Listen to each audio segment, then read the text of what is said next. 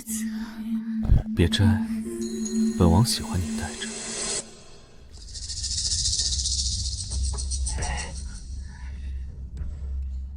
我来了。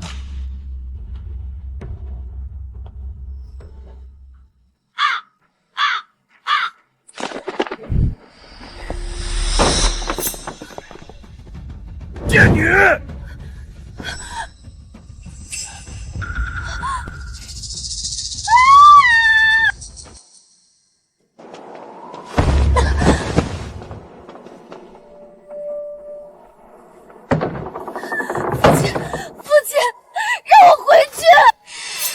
姐姐，你身为侯府嫡女，却与人私通，染上脏病，丢进侯家颜面。父亲已经将你逐出家门，你想回府是不可能了。以后侯府嫡女是我，明日嫁给太子的也是我。是你算计的我！原来你城府竟然那么深，你不争不抢，全都是装的。没错，从我进侯府第一天，我就算计着让你死。不止你，还有你母亲。那碗安神助眠的曼陀罗拉茶，我每天为她煎制。侯府上下无人不夸我孝顺懂事，殊不知那个茶能助眠，长期服用也能让人长眠。侯玉瑶，你个贱人！父亲，你听到了吗？侯玉瑶她害死了母亲！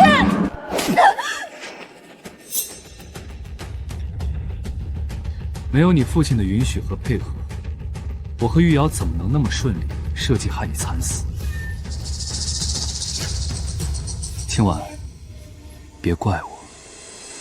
你不死，你掌握朝中兵权的祖父，还有那个当皇后的姨母，怎会善罢甘休？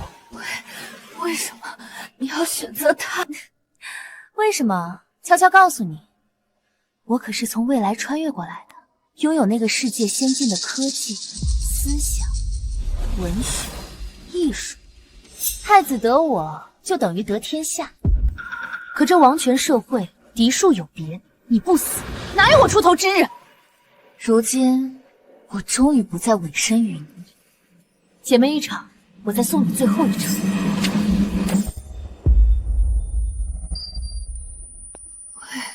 未来穿越，原来是这样，我不甘心。小姐，老爷派人催促，让您去前厅会见二小姐。会见二小姐，侯玉瑶回府的那一天，我重生了。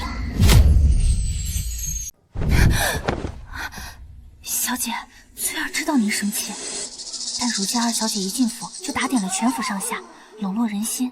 您如此动气前去，怕是正中某人心意啊！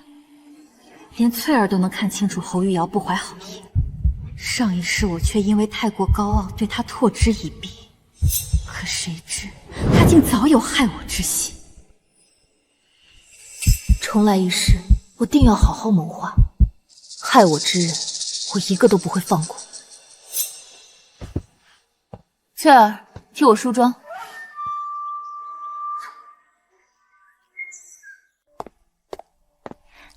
母亲，听闻此药助眠效果甚好，玉瑶回来时又再次找郎中准备了1月的量，喝完之后便可痊愈。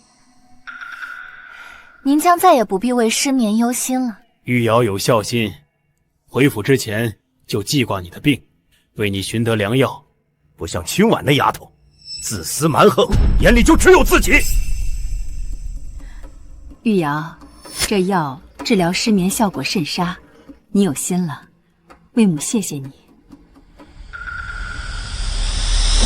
母亲，这药你不能喝，这药里有毒，喝了可是会死人的。这药可是玉瑶一大早为尽孝心亲自熬制，就算姐姐不喜玉瑶，可也不能诬陷玉瑶啊！你之前嚣张跋扈也就算了，如今却擅妒诬陷。清婉，这药我喝了多次，怎会有毒？你不要诬陷玉瑶，赶紧给玉瑶道歉。道歉？侯清婉，你要干什么？姐姐，不会是想用这簪子杀了我吧？你可是我亲妹妹，我怎么舍得杀你？我只是想给妹妹一个清白罢了。妹妹，姐姐问你，这银簪没毒吧？当然没毒。既然这银簪没毒，那就用它来测试这汤药到底有没有毒。侯清婉，你个蠢货！给你举报这药里有毒的人，是我派的。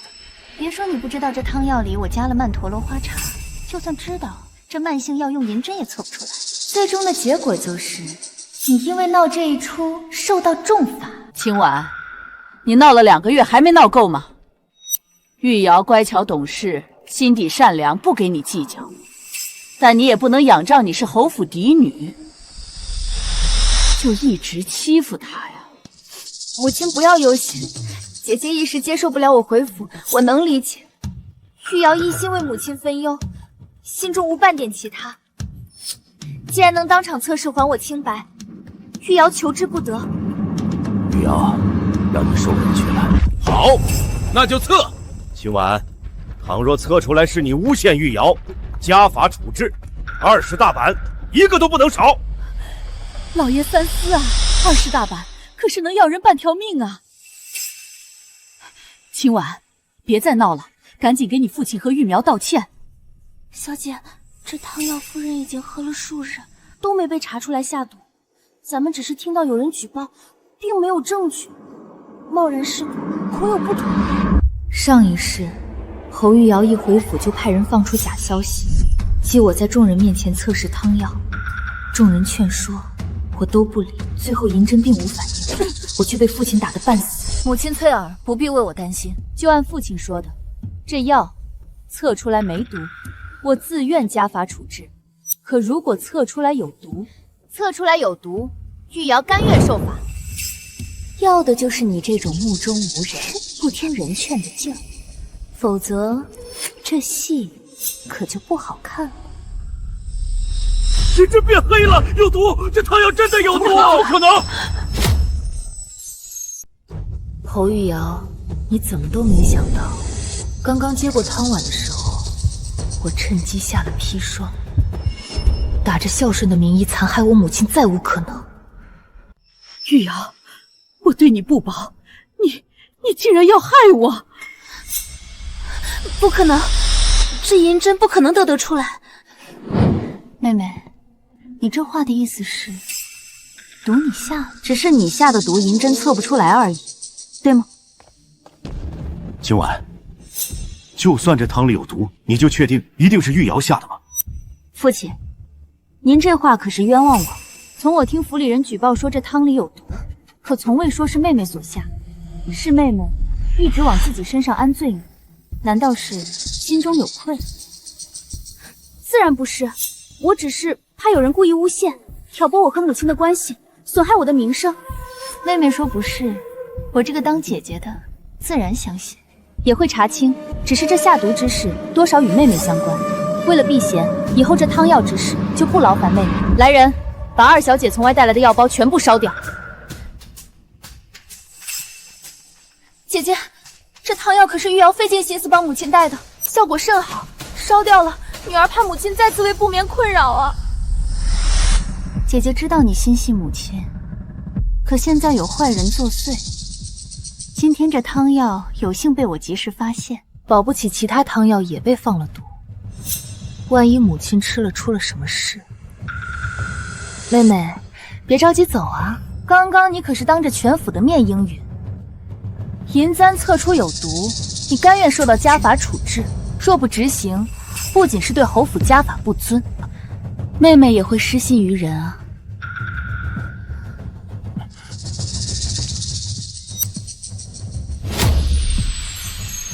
父亲，下毒之事，为父相信跟玉瑶无关，但此事确实因你而起。20大板改为5大板，惩以警重。来人！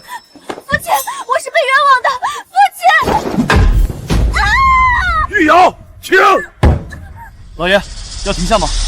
父亲若真的心疼妹妹，就此作罢便。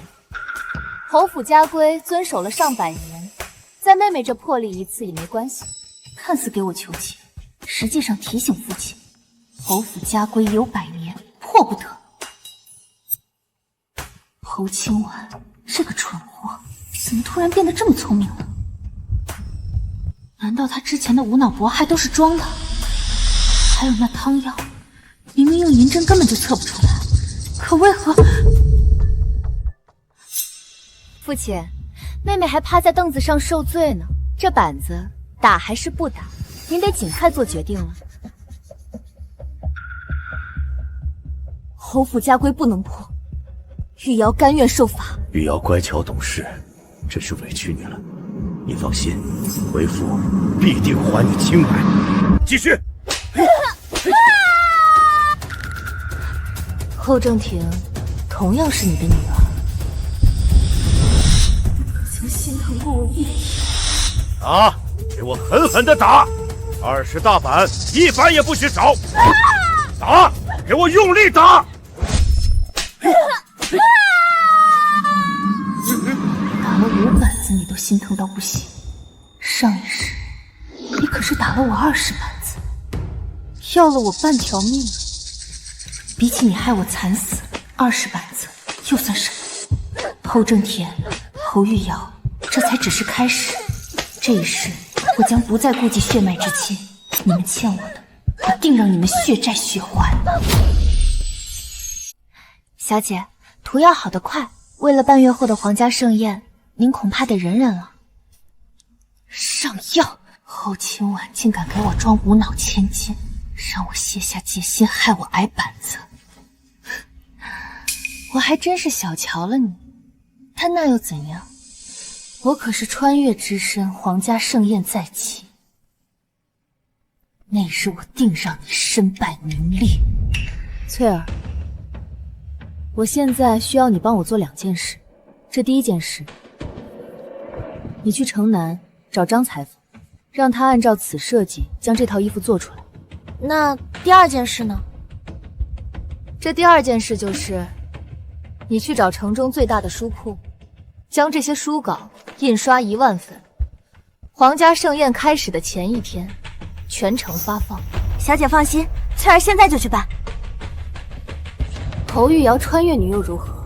这一世我定要走你的路，让你无路可走。珠儿，去找最好的裁缝，按照这个图纸将这套衣服做出来。将侯府大小姐要做的衣服图纸拿过来一下。这2张图纸怎么一模一样？成儿，此事关系到侯府内事，你我切勿多嘴，知道吗？是师父。此衣服设计史无前例，却同时被侯府2位小家处不知2人穿上一模一样的衣服，出现在皇家盛宴，会是……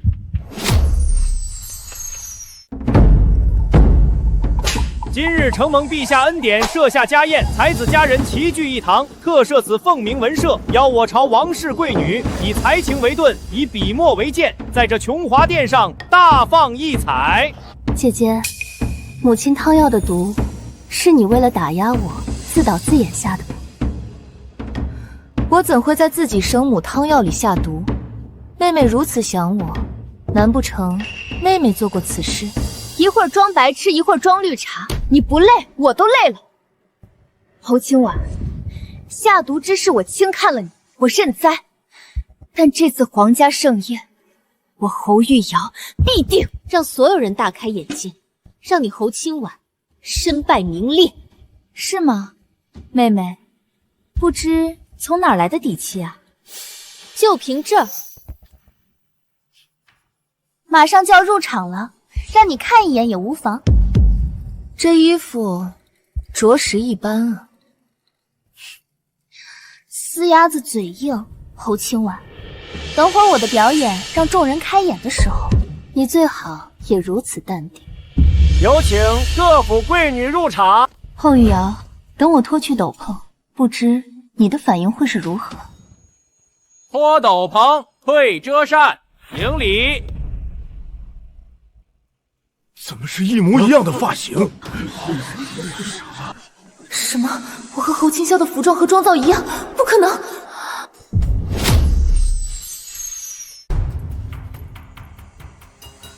侯青婉，你个贱人！你在我身边安插眼线，抄袭我的服装，这怎么回事？果然是外室之女，大殿之上辱骂长姐，一点规矩都没有。李嬷嬷，掌嘴！皇后娘娘，玉瑶并非故意辱骂，是姐姐不知何时偷了玉瑶的创意，在这大殿之上跟玉瑶穿一模一样的衣服。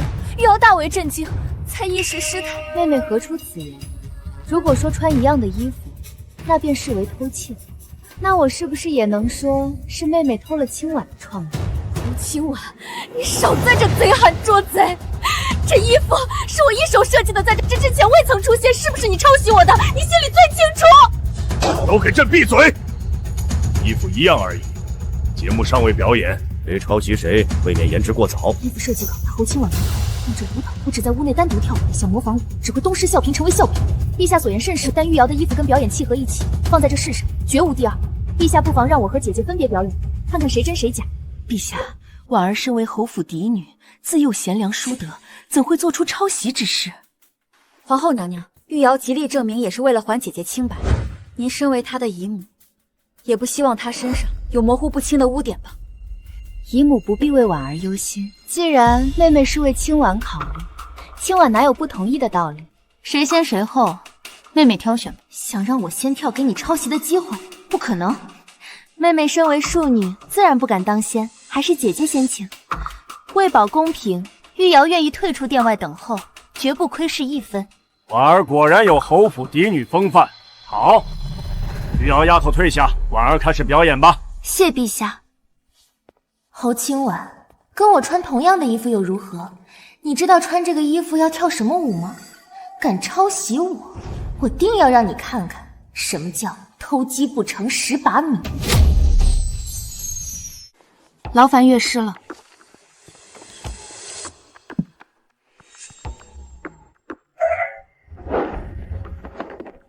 这种舞蹈节奏，简直闻所未闻，见所未见，朕都忍不住要随之摆动。没想到青婉居然有如此技艺，玉瑶一定会比她更加优秀。之前被她缠得心烦，今日看来，她竟也有如此可爱俏皮。吴国建国几十载，凤鸣文社举办10余年，此种能让众人都不由跟随的新奇表演，可是第一次。说婉儿抄袭，皇上，如今看来，您信吗？皇后说的是，婉儿的表演可是史无首见，根本无人可抄。好，婉儿，此舞让朕大开眼界。若真是你所创，那今年的行首就归你了。但如果你真的抄袭，那就别怪朕无情了。婉儿绝不敢欺君。有请侯府二小姐后玉瑶上殿表演。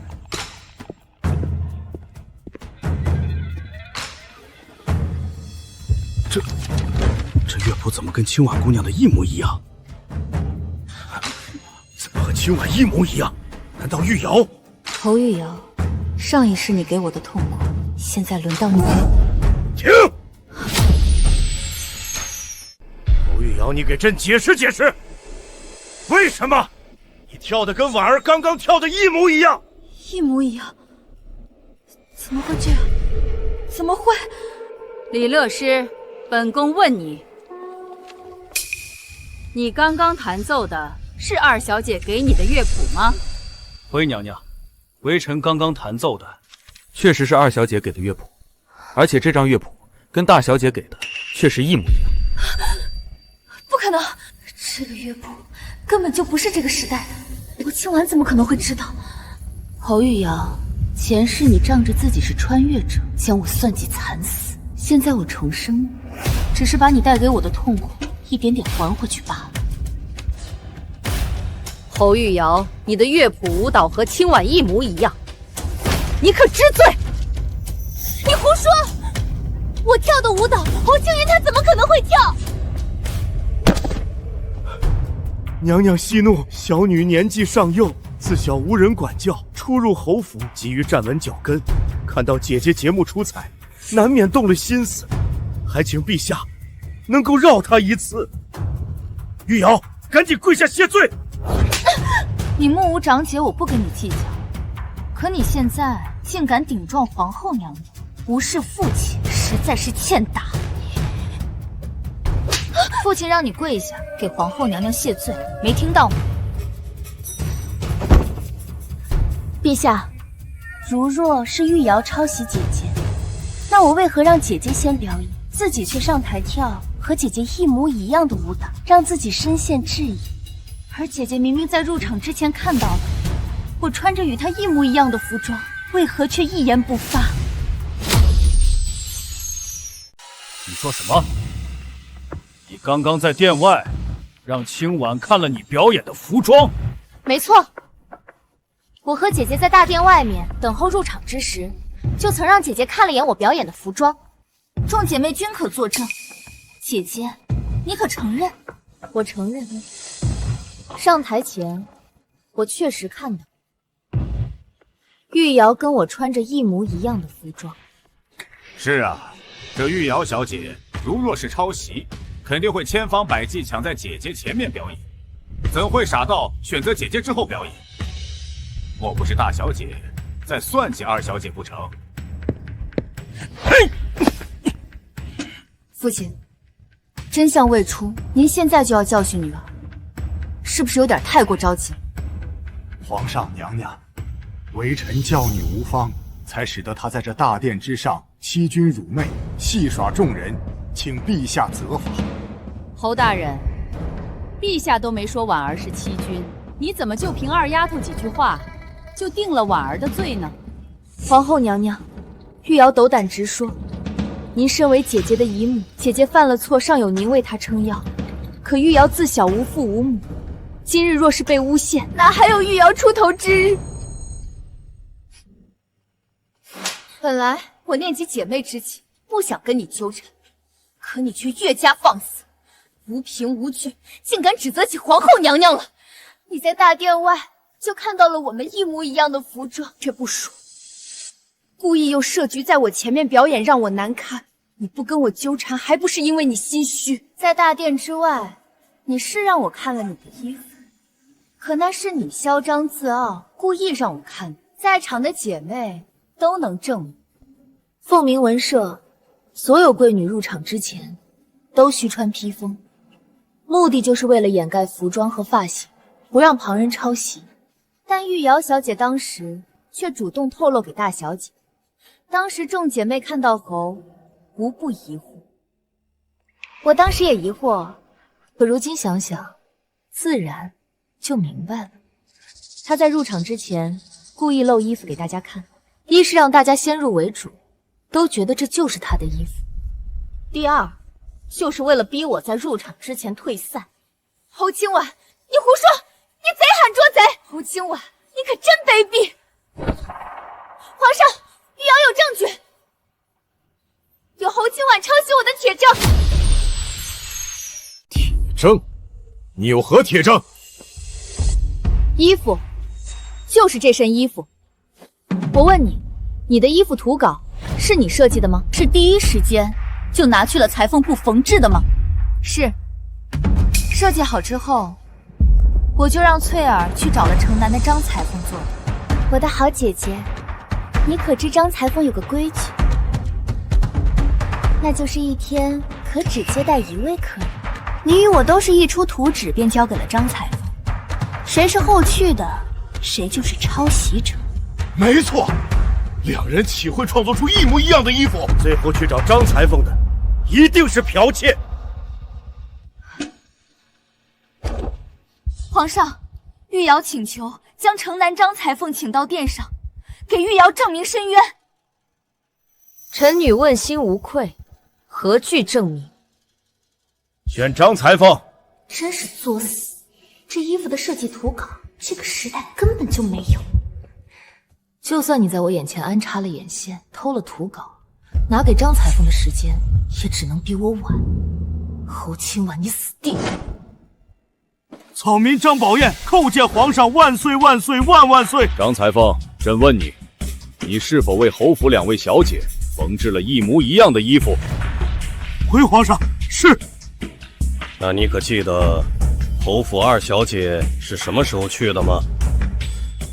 回皇上，二小姐是4月初8派手下丫鬟前来。那你快告诉皇上，我姐姐侯清婉是不是比我晚了1日？二小姐何出此言？草民记得清楚，大小姐是4月初7，二小姐是4月初8，比二小姐早来了1日。不可能，绝对不可能！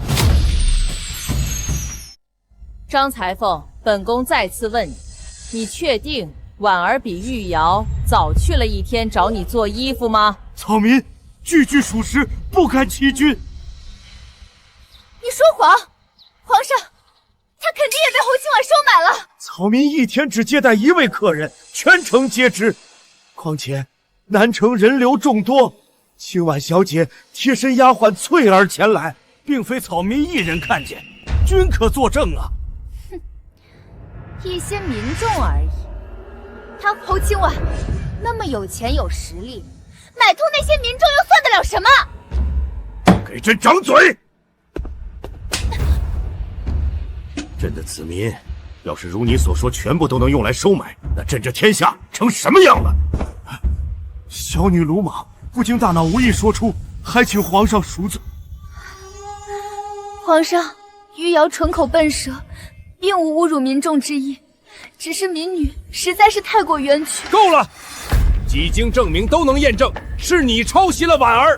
婉儿在大殿之上一直保持嫡女风范，并未与你有半分争执，何来冤屈？来人，把她给我拉下去！皇上，您再给玉瑶一个机会，玉瑶还能为自己证明。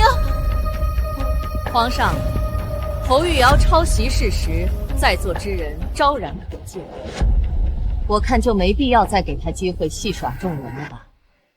皇上，我敢说，如此前所未有的节目，侯清婉她就只有这一个，而我准备的还有很多。您给玉瑶一个机会，等玉瑶表演完之后，定会证明抄袭之人不是我，而是侯清婉。说什么？类似标新立异、史无前例的节目，你还有很多。回皇上，玉瑶除了舞蹈之外，还准备很多前所未有的歌曲，相信众人听完，玉瑶必定能证明自己。回皇上，玉瑶除了舞蹈之外，还准备很多前所未有的歌曲，众人听完，玉瑶必定能证明自己。好，那朕就给你这个机会。倘若你还是在戏耍大家，那朕必重罚你。玉瑶不敢欺君。开始吧。侯清婉，你以为能利用这首舞蹈坐实我抄袭的罪名，简直痴心妄想。我可是穿越者，脑子里还有上百首的流行音乐。上道具，任意拿出来一首，都是史无前例的存在。你怎么跟我斗？想抄袭我，我能做出这种话头，你能吗？是啊，你侯玉瑶，你可是还有很多传世歌曲呢，怎会善罢甘休？上一世，你用那些歌曲将我踩在脚下，这一世，我定要让你尝尝这滋味。素佩勾出青花笔锋浓转淡，平生描绘的牡丹，有你妆冉冉，禅香透窗，心事愕然，宣纸上走笔，只此各一半。此曲果然陌生又新奇，旋律和编曲风格又不失古典韵味，让朕耳目一新。如果这是玉瑶所创，那抄袭之事怕得重新断定了。釉色渲染仕女图，韵味被私藏，而你嫣然的一笑如含苞待放，你的美一缕飘散，去到我去不了的地方。细腻的情感表达和画面感，让人仿佛置身于中。此曲双绝啊！玉瑶小姐有如此才能，何须抄袭？这玉瑶小姐只用这首曲目就能惊艳众人。我看跳舞之事，也许真的是大小姐贼喊捉贼呀。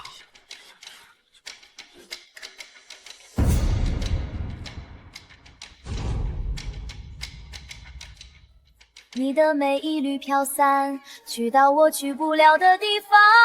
天青色等烟雨，而我在等你。炊烟袅袅升起，隔江千万里。这歌侯清婉怎么会唱？还有那话筒，侯清婉怎么也有？这歌后清婉怎么会唱？还有那话筒，后清婉怎么也有？月色被打捞起，晕开了结局。如传世的青花瓷，自顾自美丽。侯玉瑶，没想到吧？你的歌我会唱，你的话筒我也有。婉儿，怎么也会唱？不可能，后清婉她不可能会唱这首歌。侯玉瑶，你不是说这首曲子前所未有，是你独创的吗？那你告诉朕，为何婉儿也会唱？皇上，后清婉不仅抄袭了我的舞蹈，还抄袭了我的歌曲，还请皇上明察。妹妹，你我本是同根，为何你3番5次的抄袭我的创意，却还要反咬一口？贼喊捉贼！婉儿，你这话的意思是，这曲目是你原创，侯玉瑶抄袭不成，却反咬一口。此曲目名为《青花瓷》，是婉儿独自创作。后清婉，你闭嘴！明明是你剽窃我的歌曲，你却在这颠倒是非，倒打一耙。好，你不是会唱吗？此类歌曲我后玉娇有很多，我就不信每一首你侯清婉都会唱。什么？他竟然有很多曲，这种前所未有的旷世奇作！海下人走过，不见旧颜色。海上人常着，心碎离别歌。情字难落寞，他常续以血来火。大气悠远，又区别于传统的戏曲唱法，真是妙啊！西幕起，西幕落，水时刻。果然又是一首编曲新颖、前所未有的曲目。不知婉儿这次……侯清婉，你怎么突然就沉默了呢？继续往下接啊，接不出来，我可要凭借这首歌证明，你侯清婉才是抄袭者。继续往下接啊，接不出来，我可要凭借这首歌证明，你后清婉才是抄袭者。侯玉瑶，你我本是姐妹，非要闹得这么难堪吗？少废话，接不出来了吧？开始打感情牌了，我告诉你，没用。后清婉，今日你接不出来这首歌，那你就是抄袭者。观将喜怒哀乐都藏入粉墨，陈词唱穿又如何？婉儿会唱，婉儿接上来了。他怎么可能又会唱？乱世浮萍人看烽火燃山河，位卑未敢忘忧国，哪怕无人知我。到底怎么回事？玉瑶唱的2首曲，今晚都能接上。再这样下去，玉瑶可就越抹越黑了。朕看出来了，婉儿刚刚不是不会唱，是念及姐妹之情，给玉瑶面子。台下人走过，心碎离别歌。别唱了，别唱了，侯清婉，我让你别唱了。玉瑶，我本不想唱，是你步步紧逼，抄袭我的曲目，还要上演贼喊捉贼的戏码。就算我们是血脉至亲，我也不能纵容你抄袭我的曲目，还要侮辱我的人格。侯清婉，你闭嘴！你以为接上我2首歌就能颠倒是非，把抄袭的罪名扣在我的头上吗？想都别想！你唱的2首曲目，清婉都接上来了，你还有什么好说的？才2首歌而已，我刚刚说了，此类歌曲我侯玉瑶多的是。你能保证每一首都能接上吗？才2首歌而已，我刚刚说了，此类歌曲我侯玉瑶多的是。侯清婉，你能保证每一首都能接上吗？玉瑶，我劝你收手，我们姐妹一场，真的没必要。害怕了吧，侯清婉？你能抄袭我2首，可你不能抄袭我上百首，你让我收手，凭什么？我侯玉瑶今天一定让所有人都知道，你侯清婉抄袭、剽窃、卑鄙无耻。侯玉瑶，你在这大殿之上大吵大闹，辱骂长姐，实在是欠打！来人，给我拖出去！皇后娘娘，倘若侯清婉不是我骂的那种人，那她为何不敢接受我的挑战？还不是做贼心虚？你玉瑶，但愿你的曲目我一首也接不上，毕竟我也希望你有自己独创的作品，而不是一直照搬他人所得。现在说好听的给自己找借口没用。侯清婉，接不出来我的歌，你就是抄袭，就是剽窃。那如果我全部接上来，你当众承认抄袭，并在这大殿之外跪上3天3夜好好反思，你可答应？好，我答应你。侯清婉，这些歌曲你怎么可能接上来？抄袭的罪名你背定。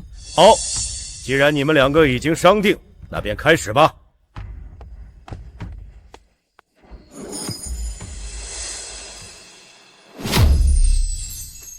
姐姐，我可要开唱了，等会儿接不上，你可不要哭哦。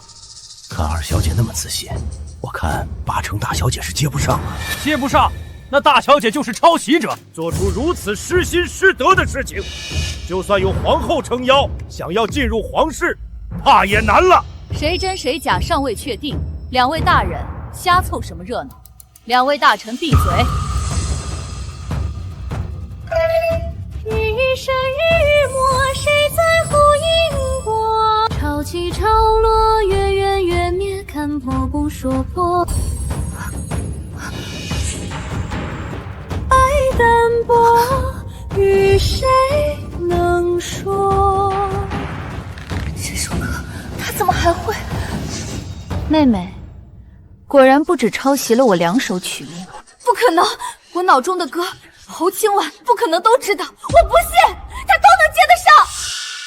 初见他漫步溪桥，心他这一朵桃花，爱呀春色美如仙，酿得芳菲如清茶。我提笔月下临摹他，遥遥相思轻放下，宣纸一沙尘世化，眼泪无声渲染画中的风雅。这怎么可能？他怎能都能接得上？我不服！一刹那羽翼绿影浮光影，共悬错问今夕是何年？清湖轩西雾灯火，在何处成眠？半座繁星映烛天。月尽染万千花光，众生诉佛看。此去梦尘隐了眼，朱颜该怎不见苦花昔日璀璨，却醒来作壁上观。几首过去，妹妹唱的全是抄袭我的歌，难道你连一首独创都没有吗？怎么回事？玉瑶不是穿越者吗？怎么她唱的曲目清婉都会唱？如此一看，连我都怀疑玉瑶是抄袭清婉的作品，更别提他人了。抄袭怎么可能？我的歌，侯清瑶不可能否全部会唱。垓下一曲离乱，楚歌声四方。汉妃赐君阴间，雪落凝寒霜。南下一段过往，远近又何妨？与你更归之处，便是仓皇。我提笔不为离愁，只为你转身回眸。我提笔不为删除，目送你背影依旧。那年温柔，谁能用一生守？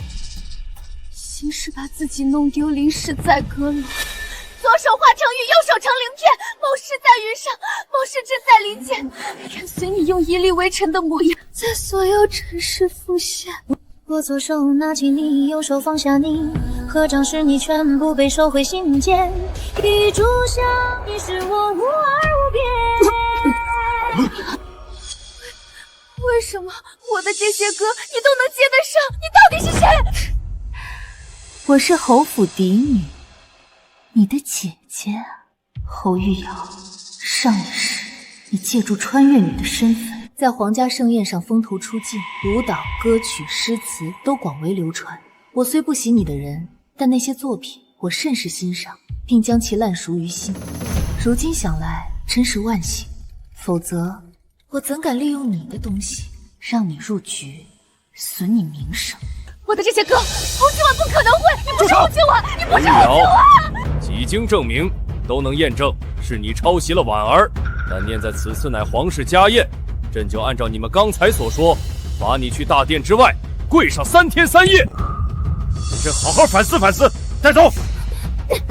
侯清婉，来日方长，我们走着瞧。放开我，我自己会走。凤鸣文会乃是我皇室内部活动，朕绝不允许再有此类抄袭事情发生。是。歌舞类，接下来是哪位贵女要表演？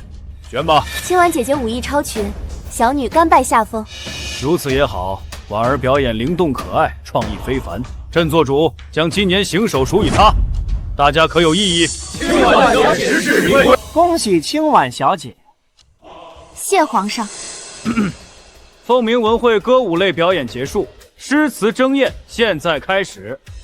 有请出题人李太傅入场。太傅，今日可都是我皇室子女，你可要拿出真本事，切不可手下留情啊！是，老夫必竭尽全力。那老夫就要开始了。这第1回合是对对子，第2回合是给出选题作诗。诗词对对子作诗。侯清婉，我侯玉瑶在歌舞上被你算计，但这诗词在我脑中上百首，我可从未透露。这一次，我看你还怎么拦我！各位小姐请听题：春风拂柳绿，秋雨染枫红。听闻清婉小姐自幼喜读诗词，天赋异禀。今日一见，果然如此啊！老师过奖了。梨花院落融融月，柳絮池塘淡淡风。落木千山天远大，澄江一道月分明。三山半落青天外，二水中分白鹭洲。看她平时大大咧咧，没想到竟还是才女一个。也是，潜心学习在凤鸣文会当上行首，总比整日缠着我更有机会当上太子妃。侯清婉，为了追本王，你也真是花心思。山静尘清，水参如是观。天高云飞，月欲本来心。对得好，对得好！看来老夫得拿出看家本事，才能难得住清婉小姐了。老师谦让了。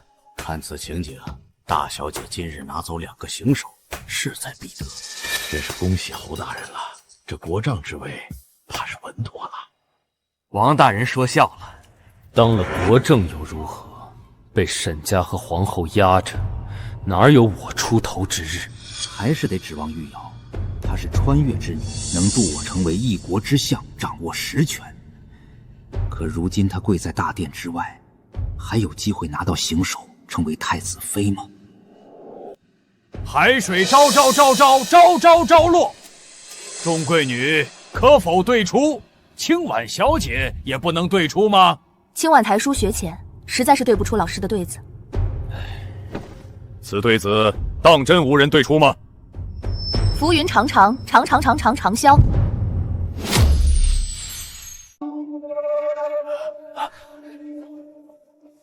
太傅，是我家二女儿，她犯错被罚，跪在殿外，怕是听到此对子无人对出，一时失控，所以才对了您的对子，望皇上恕罪。没想到侯大人二女儿竟也如此多才。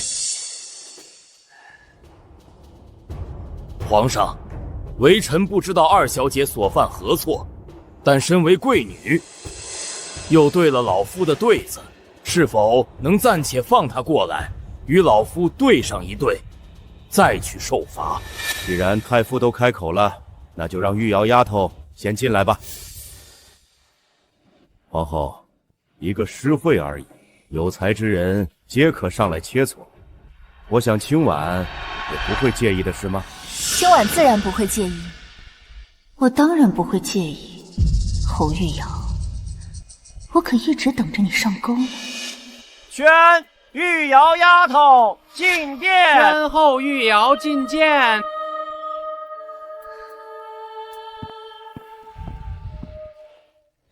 瑶见过老师。刚刚那对子是你对的？是小女所对。幸好之前在网上刷到过这副对子，当时觉得好玩，记了下来。侯府真是出才女啊，甚好，为师再出一副。你若对出，为师甘拜下风。太傅，请出题。上百首诗词，不管他出什么题，总有一句应该能用上吧。天上月圆，地下月半，月月月圆逢月半。这死老头出的什么题啊？记得那么多诗词，好像没一个能用上的。玉瑶小姐，你想好了吗？师父，玉瑶心中已有所想，但我看姐姐刚刚疑似要张口应对，估计是要比玉瑶更早想出来，还是让姐姐先说吧。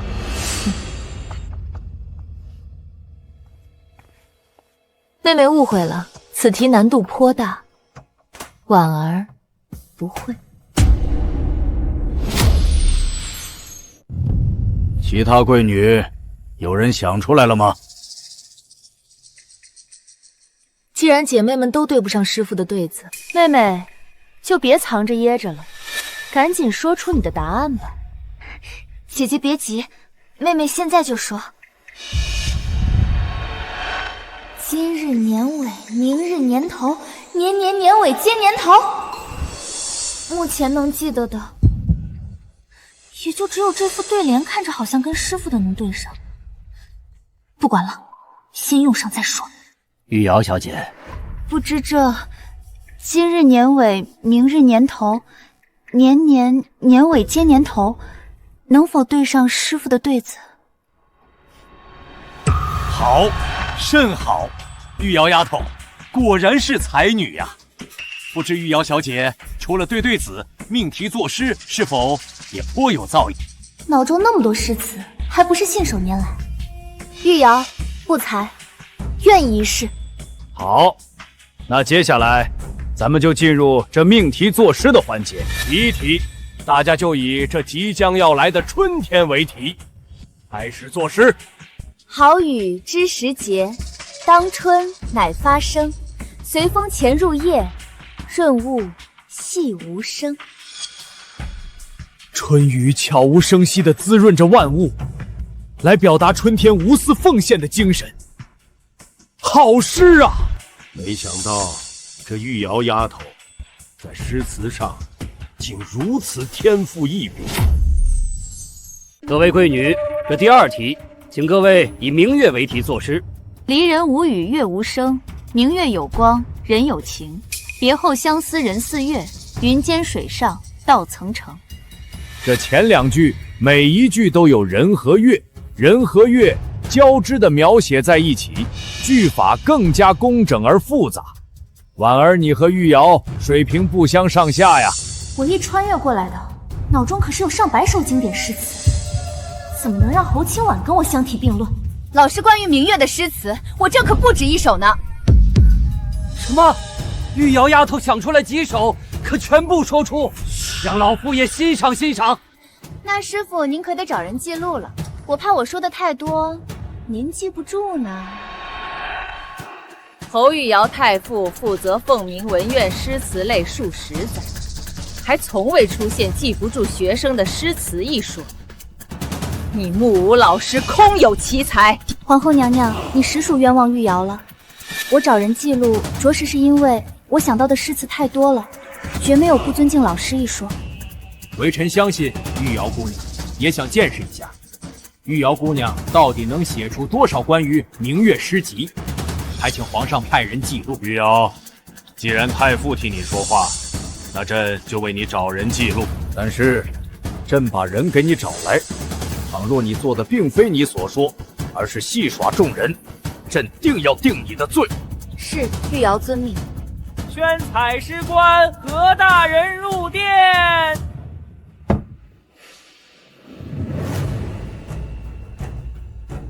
微臣笔墨已准备好，玉瑶小姐可以开始了。窗前明月光，疑是地上霜。举头望明月，低头思故乡。后玉瑶，剧本我早就给你写好了，接下来就是高潮了。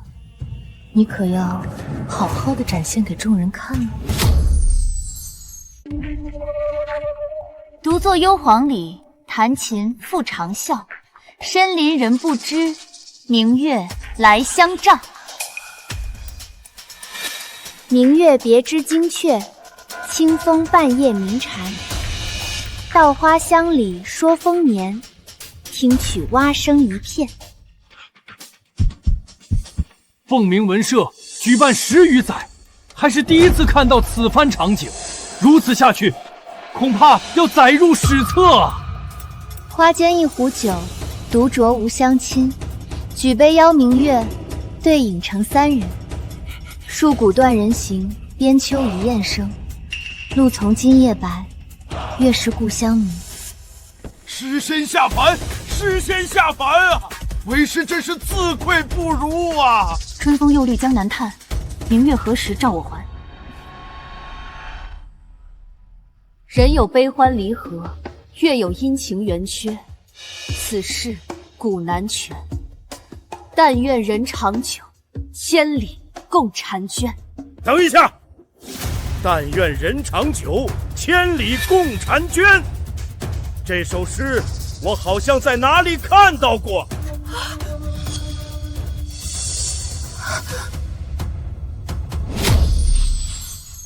没错，此等佳句我不可能记错。这首诗我肯定见到过。这首诗不止被你读过。但愿人长久，千里共婵娟。这是哪位诗人写的？真的太好了，怪不得您要把它放在第一首呢。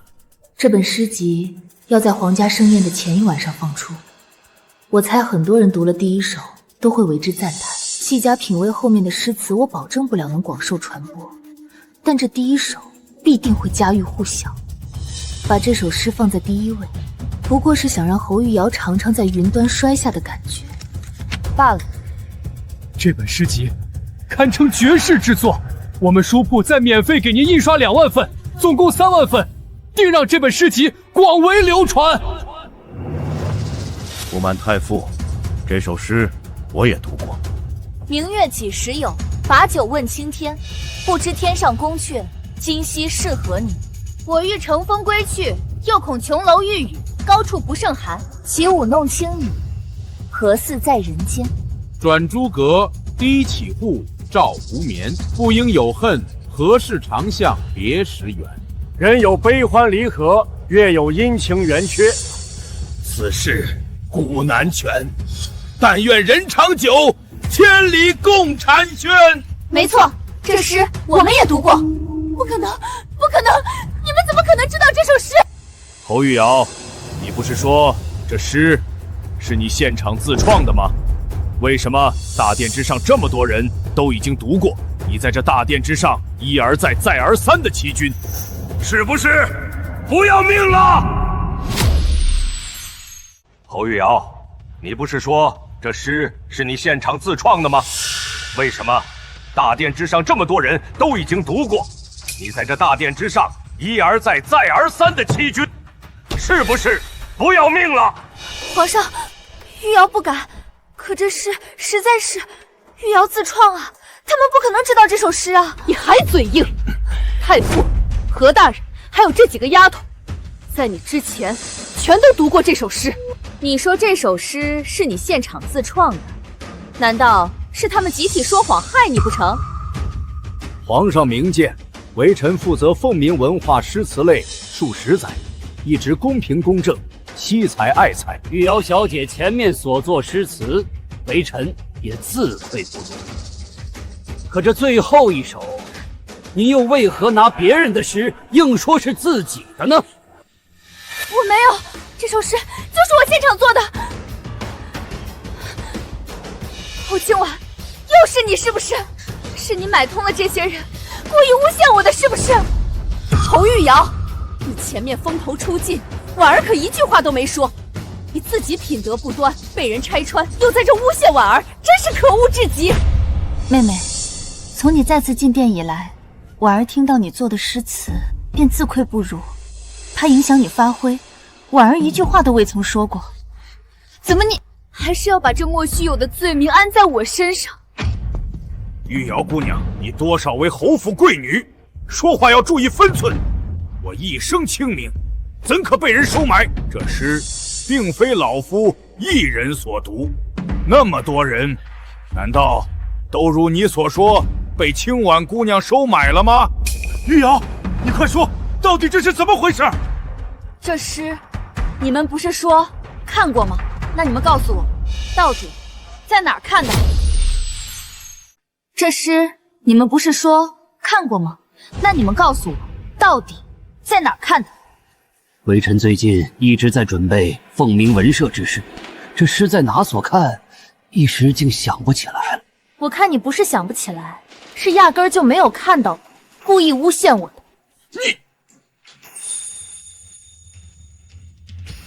玉瑶小姐，太傅年事已高，最近又公务缠身，记不起来很正常。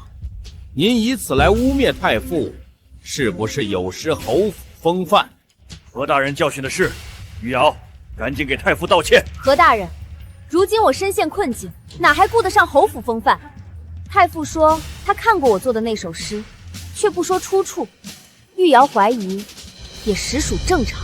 你那么想知道出处，我告诉你，太傅想不起来，我可记得一清二楚，并且随身携带。现在我就拿出，让大家都看看，这首诗是你现场创作还是抄袭？何大人，既然随身携带，那就赶紧拿出来。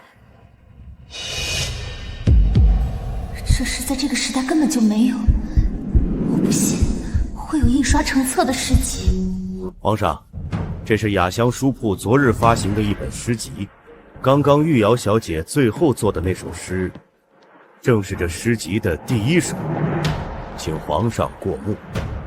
不可能，不可能！拿上来，让朕看看。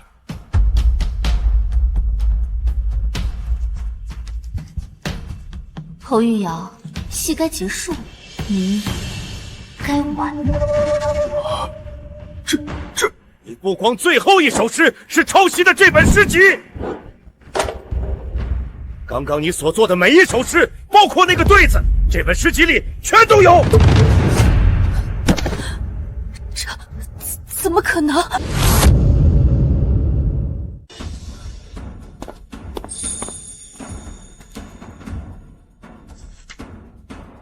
这些诗句全都有。为什么？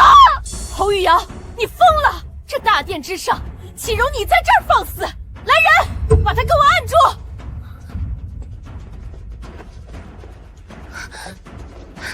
侯玉瑶扰乱文会，欺君辱臣，失心失德，取消凤鸣文社参加资格，永远不得再入皇室。侯正廷派人带回侯府，禁足1年，降为平民，不得入侯府族谱。不行，我不甘心！皇上，玉瑶冤枉啊！皇上，玉瑶从小艰苦，如今刚回到侯府，如此一罚，声名扫地，以后她可怎么活呀？还请皇上从轻发落啊！侯正廷啊，侯正廷，如果侯玉瑶凡人一个，你还会如此冒险为他求情吗？恐怕也会如对我一样，将他赶出家门吧。说到底，还是你最狠心。正廷，你教女无方，恃宠而骄，才使其在这大殿上戏弄众人。朕不罚你，已然算给你面子。若再求情，那朕就连你一块儿罚，带下去。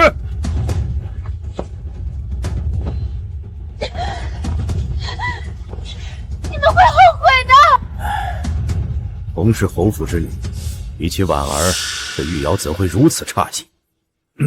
太傅，这诗会的行首是不是也是婉儿的？是，结合刚才表现，这行首非清婉小姐莫属。婉儿喜得双行手，朕如果再不松口，恐不能服众啊。赐婚，谢父皇赐婚。婉儿，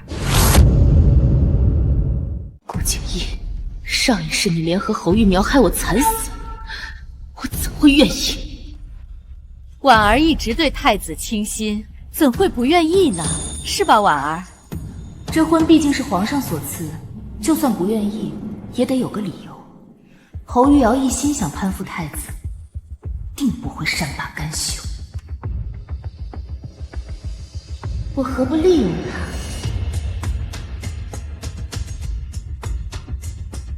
婉儿愿意，谢皇上赐婚。上一世，侯玉瑶得到行首，但并未赐婚给太子。那他们是什么时候勾搭上的呢？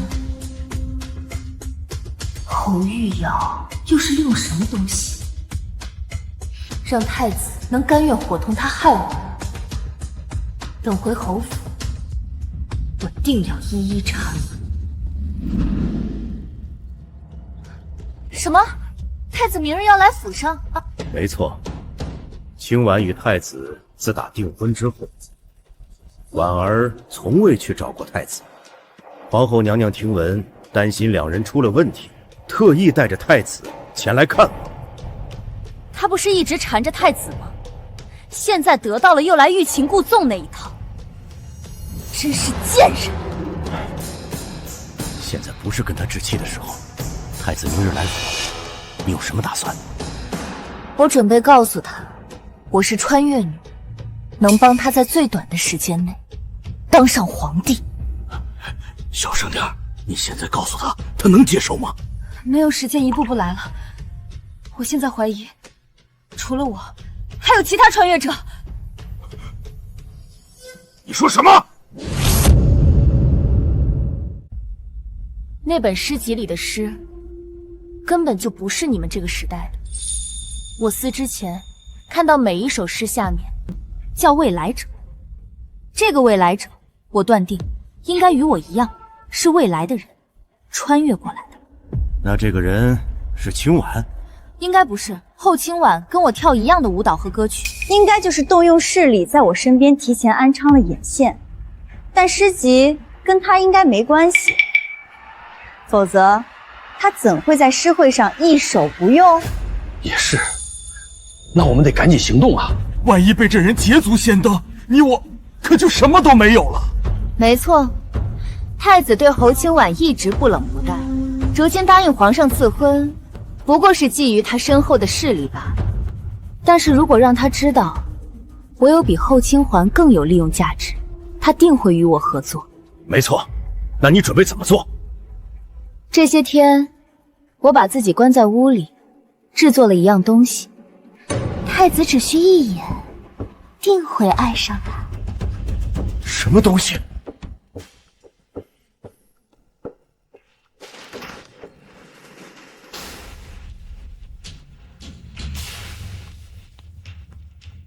什么东西能让太子只需一眼便会爱上？那东西用红布盖上，属下并未看见。经历凤鸣文社一事，侯玉瑶清除了所有的下人，吃饭都是老爷送去他的房内，如今除了老爷，他谁都不让进去，即使不在屋内，也是把房间紧锁。这样啊，其他时间都可以锁上，可明日、上一世，后玉瑶可是在他院中弹奏了一种这个时代没有的乐器，吸引了太子，所以明日他必定有一段时间是大门敞开，不在屋内。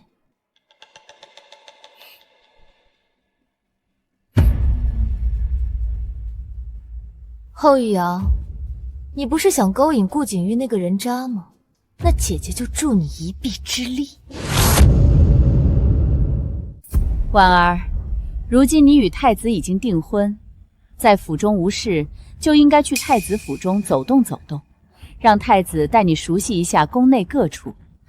姨母，太子没有邀请婉儿，婉儿不敢冒昧前去打扰。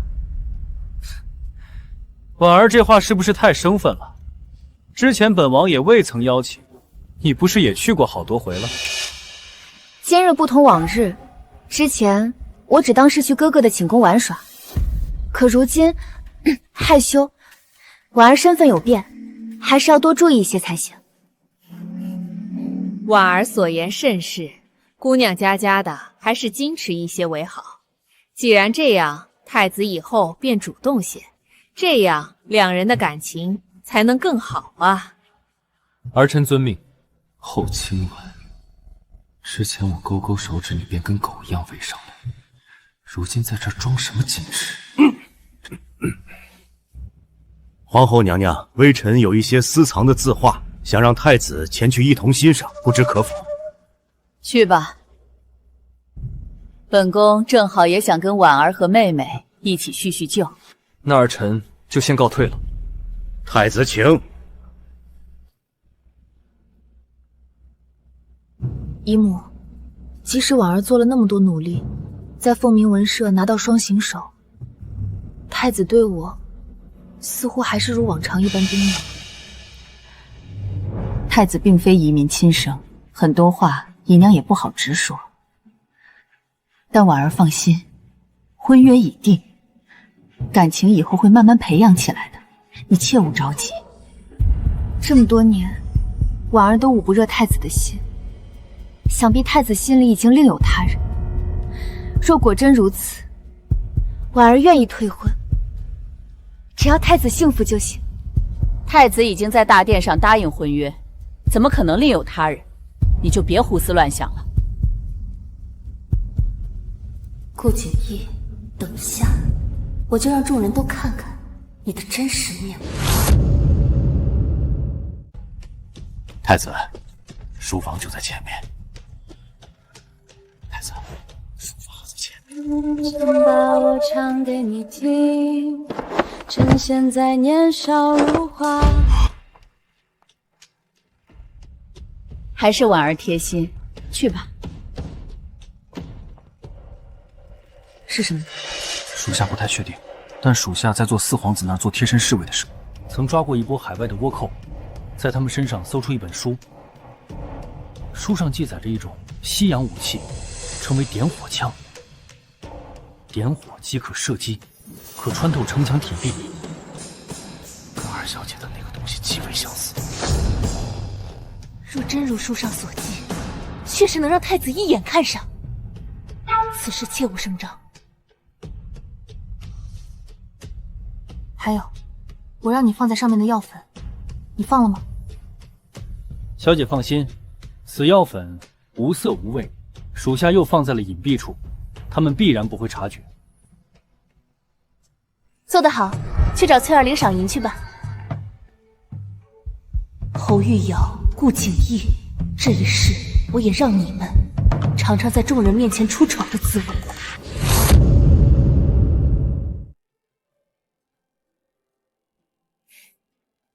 这是什么乐器？竟如此的委婉动听，沉醉迷人。回太子殿下，此种乐器是小女自己发明，取名叫吉他。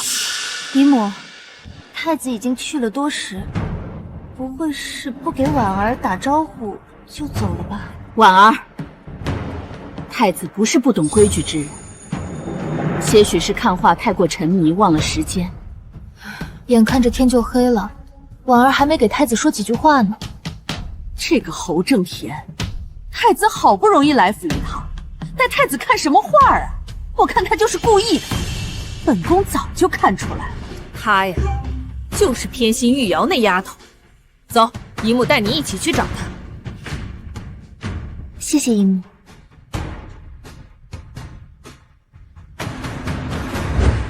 太子殿下，玉瑶还发明了比吉他更好的东西，你还要看看吗？此物不便拿到院内，但玉瑶敢保证，王爷看一眼便会爱上。这，太子不必为难，有老夫跟着，外人自然不会说什么。那就请玉瑶姑娘前去带路吧。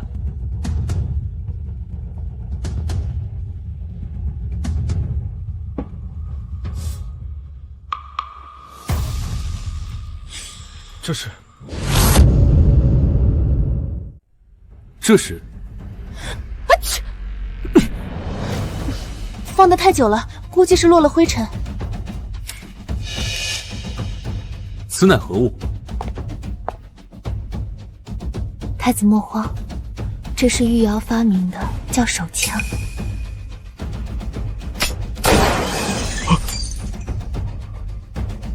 几十米之内，只要扣动扳指，瞄准对方，打中要害，便能致人死亡。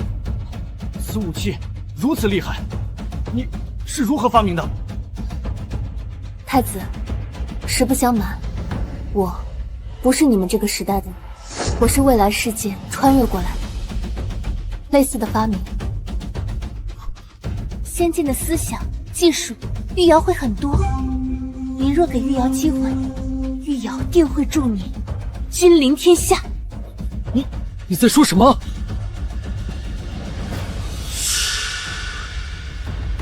太子，玉瑶说的都是真的，不说别的，就这把手枪，倘若批量生产，您还怕有打不赢的仗吗？玉瑶，皇后娘娘也在侯府，今日到此结束。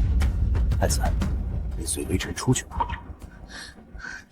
太子回去吧，改日玉瑶必定登门拜访。何必改日？本王今日就行。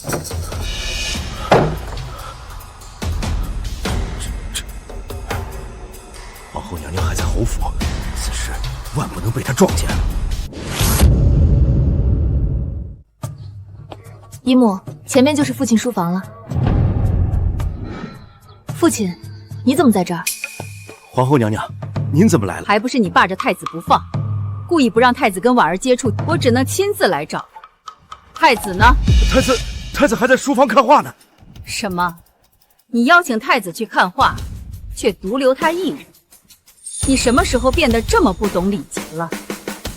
皇后娘娘教训的是，微臣不该独留太子一人，这就前去陪同。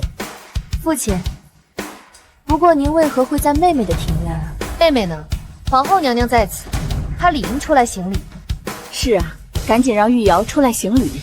玉瑶几日前在大殿之上犯错，我关了她的禁闭。皇后还是不见为好，以免再生嫌弃。就算你再关了他的禁闭，见到本宫也该跪拜，去让他出来。皇后，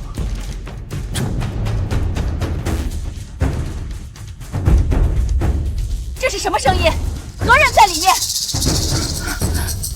皇后还是不去为好。后正营，你算什么东西？竟然拦住本宫！滚！给我停下！你们给我停下！母后赎罪。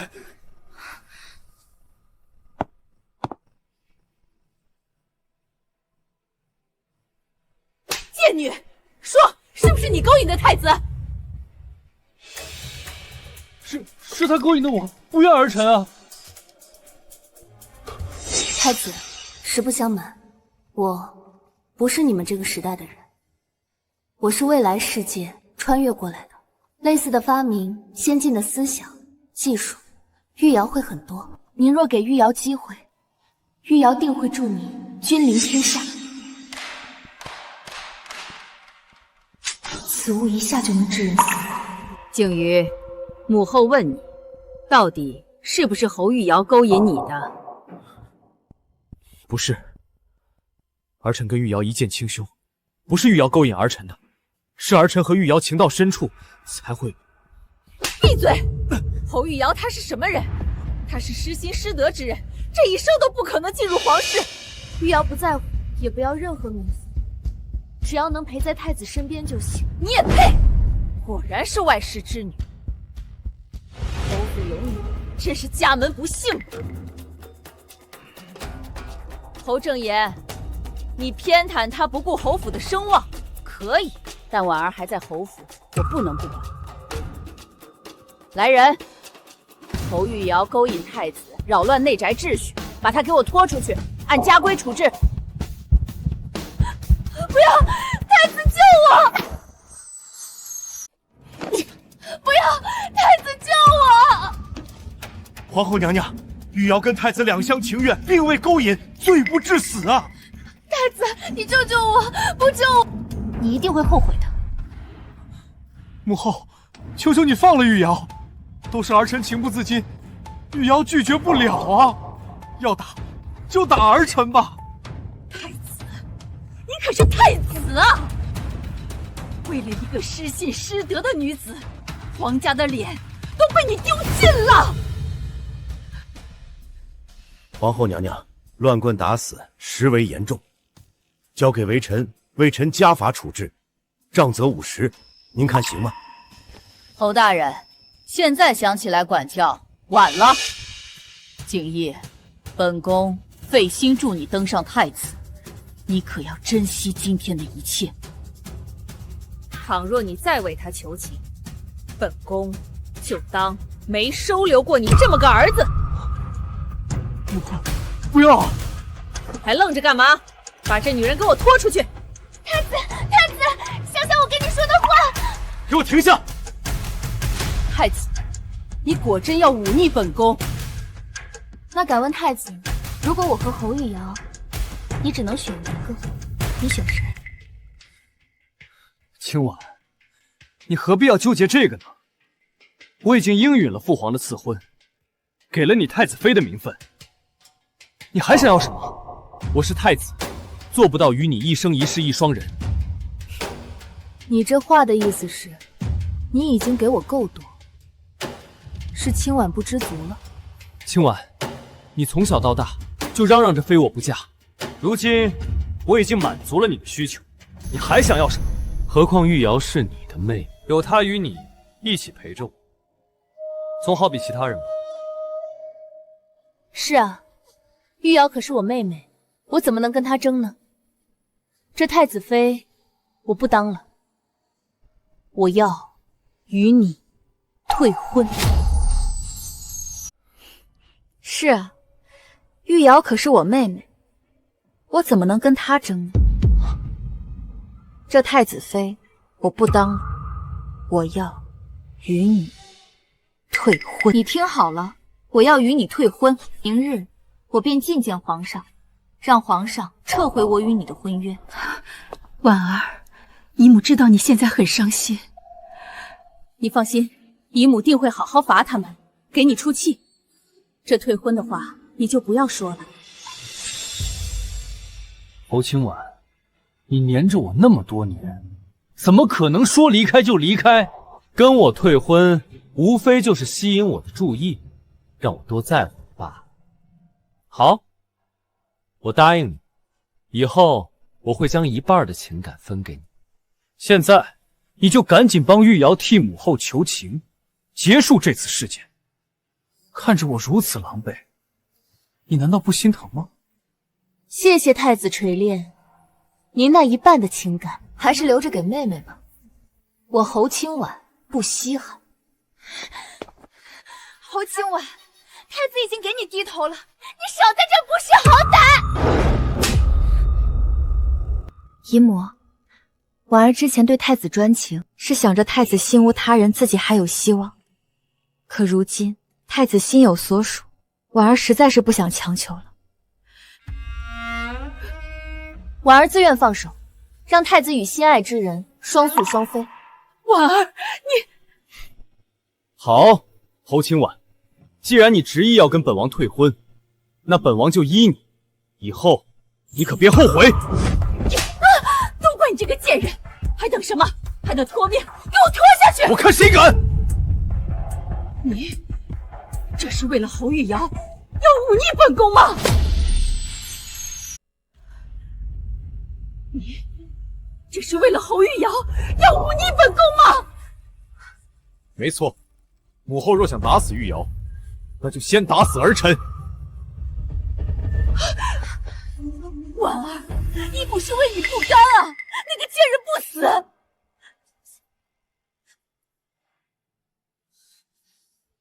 本宫实在难以解气，可本宫实在是死罪可免，但活罪难逃。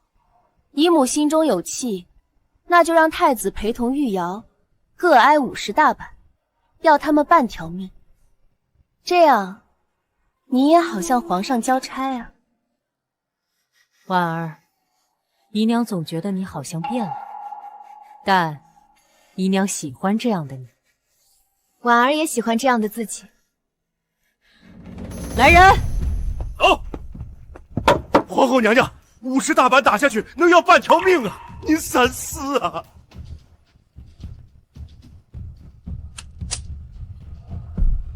侯正廷教女无方，放纵其女，勾引太子，考虑年事已高，杖责20。侯玉瑶，我退婚，让顾景玉坚定选择你，祝你们两人永远锁死。你还满意吗？顾景玉很快就会知道，你所谓的帮他，其实是害他。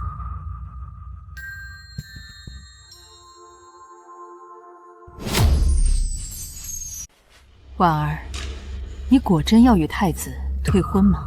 没错，我喜欢太子数余年，太子都不为所动，见玉瑶一面，却甘心为他死。如此反差，玉瑶没有再继续下去的必要了。婉儿，为娘怕你后悔啊。姨母，母亲放心，经过此事，婉儿已经释然，更不会伤心。以后会好好做自己，强大自己，好好孝顺姨母和母亲，还有祖父。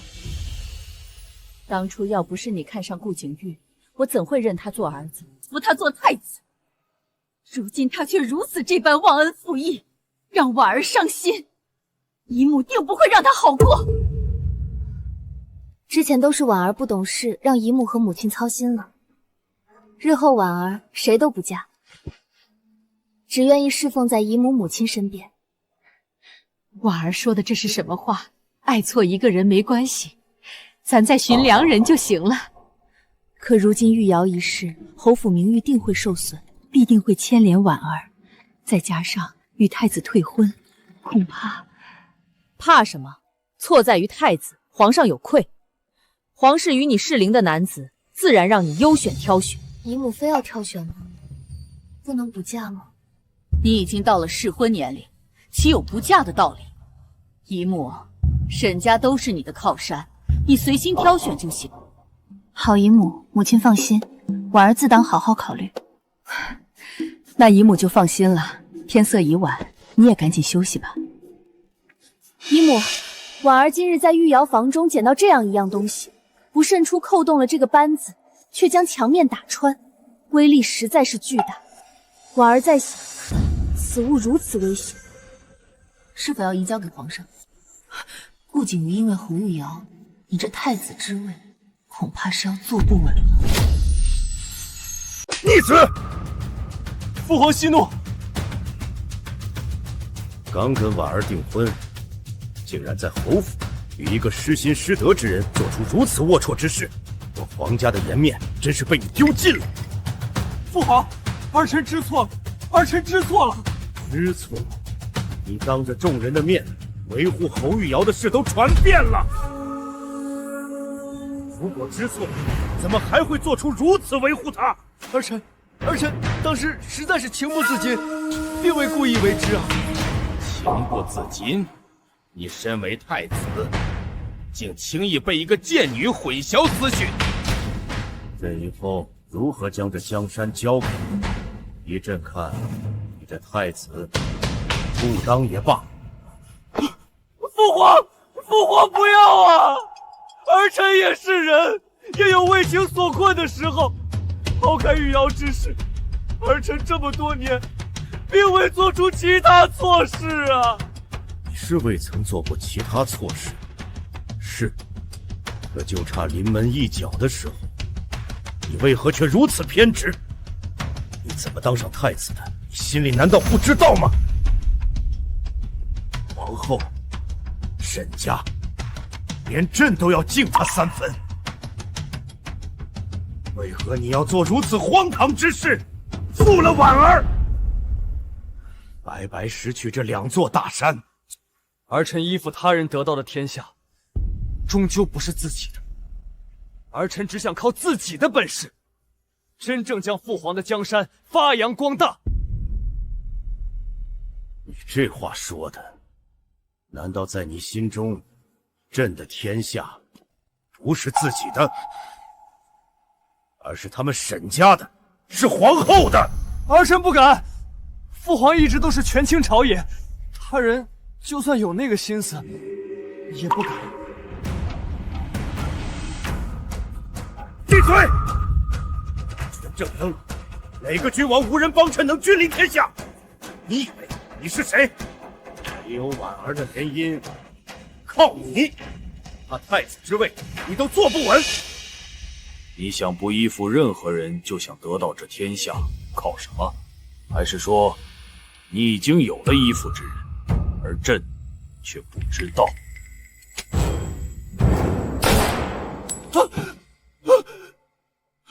儿臣没有，儿臣对父皇直言不讳，从无二心，父皇明鉴啊！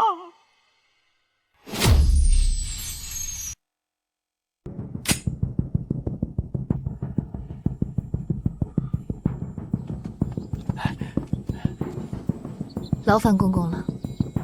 这东西，定是那日场面混乱，皇后趁机拿走给皇上的。父皇如今已经发现了这个手枪的威力，这该如何是好？朕问你，这个东西到底是不是你的？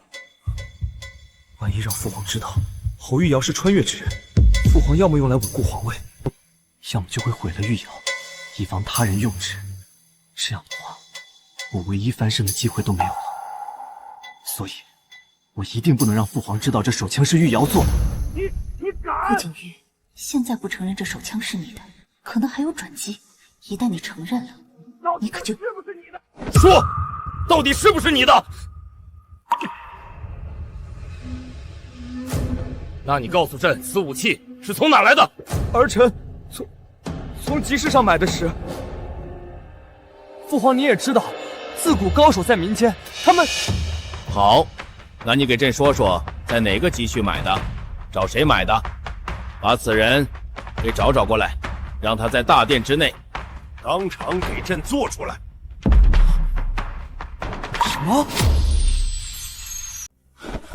什么？没听清？还是说，压根儿就没这个人？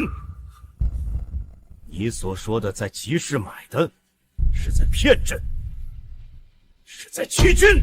儿臣不敢，儿臣当时买的时候只是觉得好玩，如今已经忘了到底找谁买的。顾景逸，此武器，朕已经试过，50米之内都能射杀致人死亡，轻巧易拿，但威力巨大。放大军事上可大有用处。你却给朕说你只是买来玩玩。太子，朕不是傻子。你买它的目的到底是什么？你以为朕猜不出来吗？父皇，儿臣没有，儿臣当时真的只是买来玩玩。少废话，朕最后再给你一次机会。你老实回答朕，这武器到底从哪儿弄的？靖王在此等候，老奴立即就去。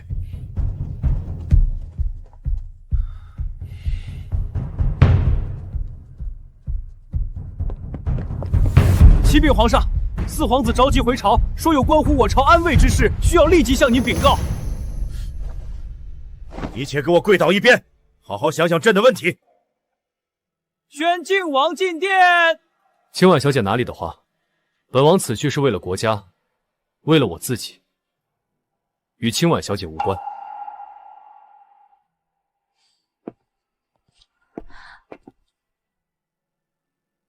靖王，那日婉儿所说句句真心，婉儿承诺的必定说到做到。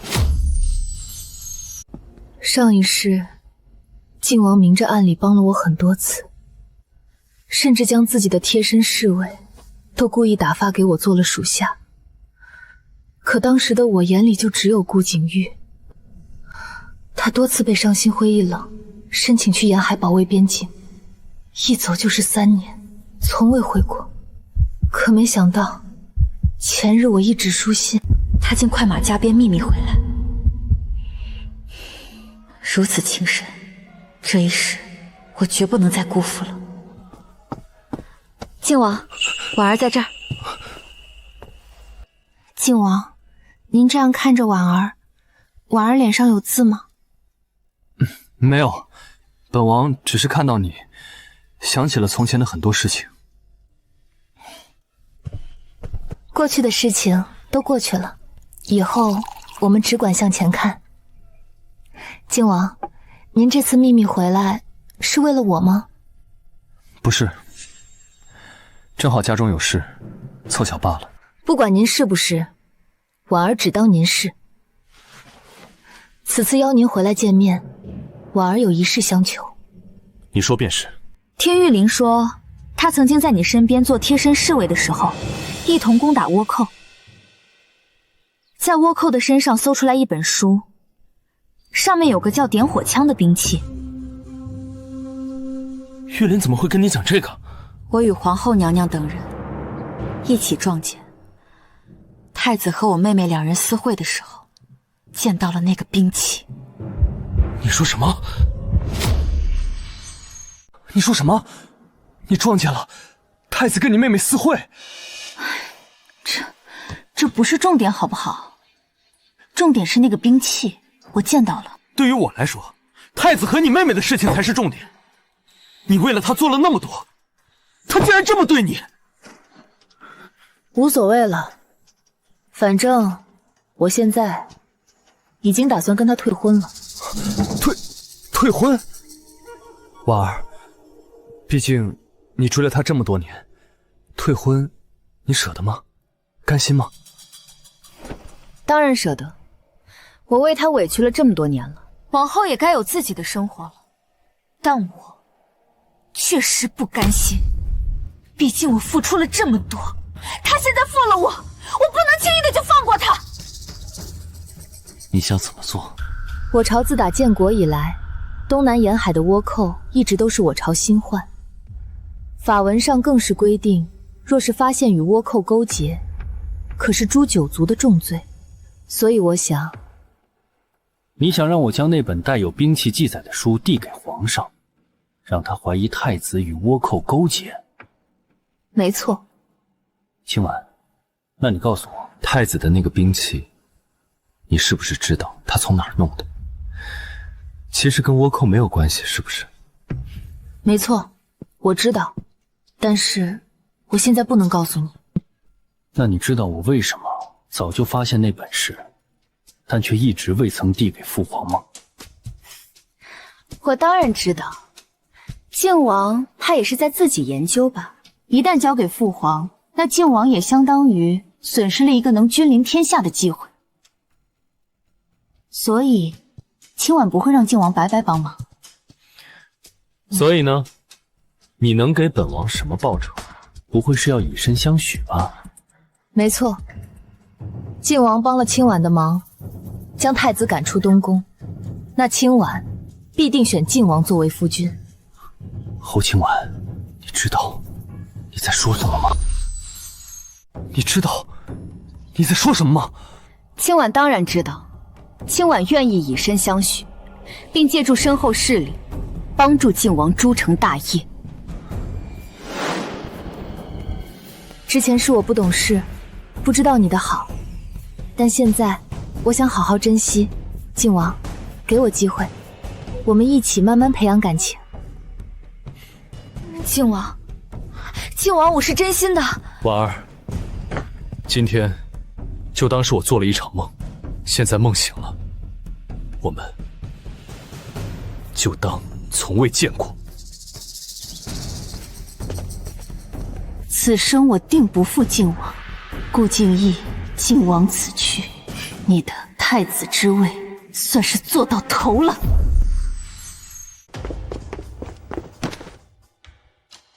起来吧，景轩，没有诏书，你怎么突然回来了？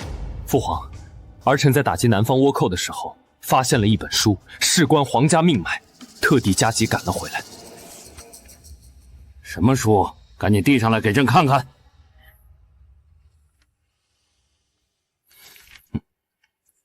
没错，此书是倭寇将军的贴身之物，里面记载了西方的各种兵器，当然，其中大部分我国已有产出，唯有一件是西洋之物，名为点火枪。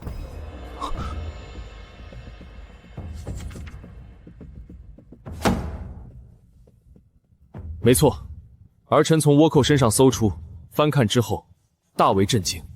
此种武器，杀伤力太强，万一被倭寇批量生产，后果不堪设想。所以儿臣连夜快马加鞭回来禀告父皇，商量对策。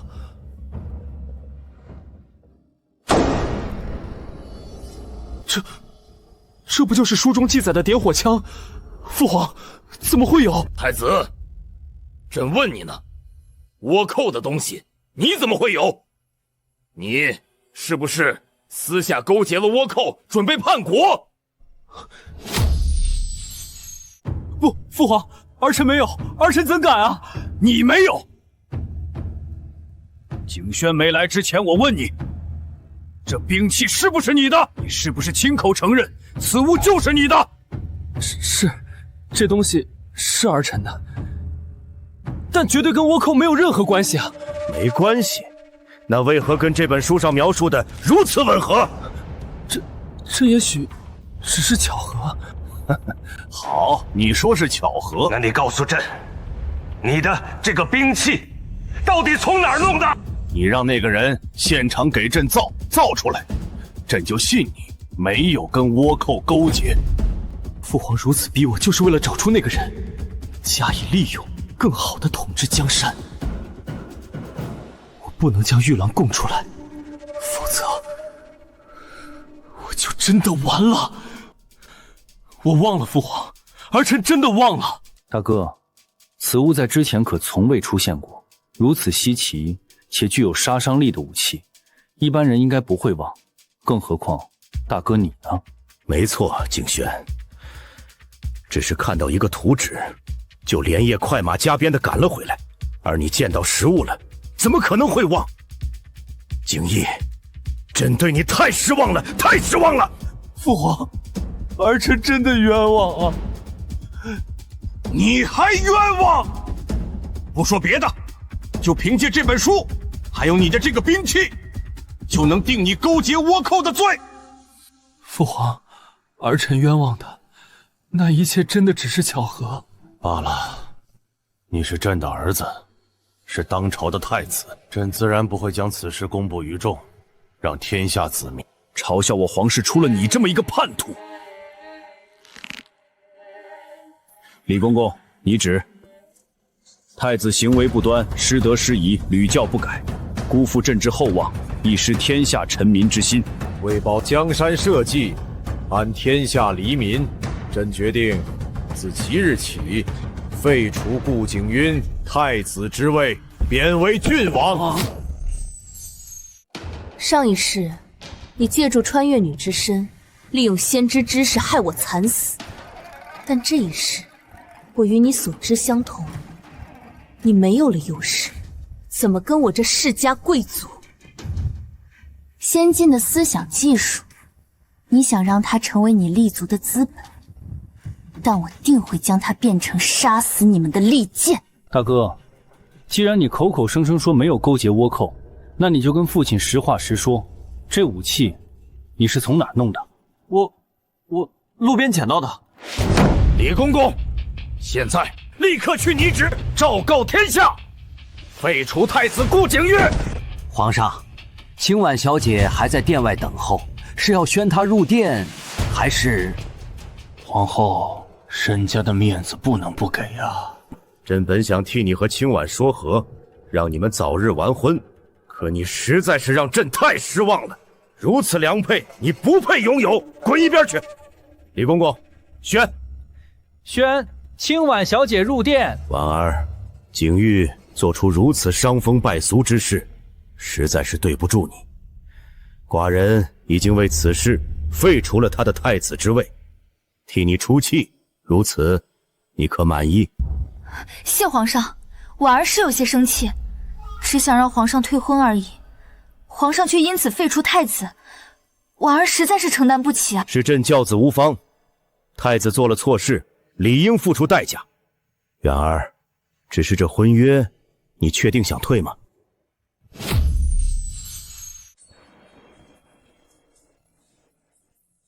是朕教子无方，太子做了错事，理应付出代价。清婉，我知道错了，你给我个机会，我以后定会好好照顾你。